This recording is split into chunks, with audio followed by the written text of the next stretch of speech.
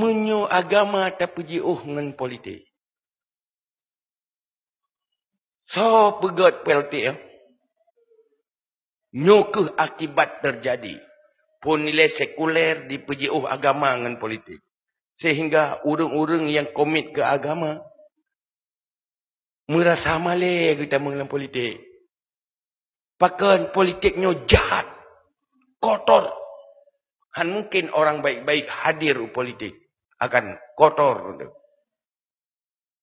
Sehingga orang yang nak komit kepada kebaikan, gepuji uhrau dari politik. Di saat agama jiuh, hana gadahlah kejujuran. Gadahlah amanah dalam dunia politik.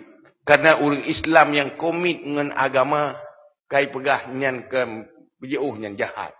Ujung ji, di dalam jabatan politik umat Islam, ka disurak duduk hana jujur. Truk kafe itawar roy ngan jujur. Orang Islam hana jujur, lebih gat kafe yang jujur. Orang jujur kata PJO. Orang gat-gat kata PJO nyan kotor bek kenan ke. Duduk truk kafe began nyolong yang jujur. Duduk itu bid nari dalam kalamah Islam. Lebih baik kafir yang jujur ketimbang Muslim tidak jujur. Tang-tang hanali orang Islam yang jujur. Padahal kau kai puya hanjit kenyan. Dan strategi kau haya saat. Halo. Cuman itanyo antung golong tilat. Ha?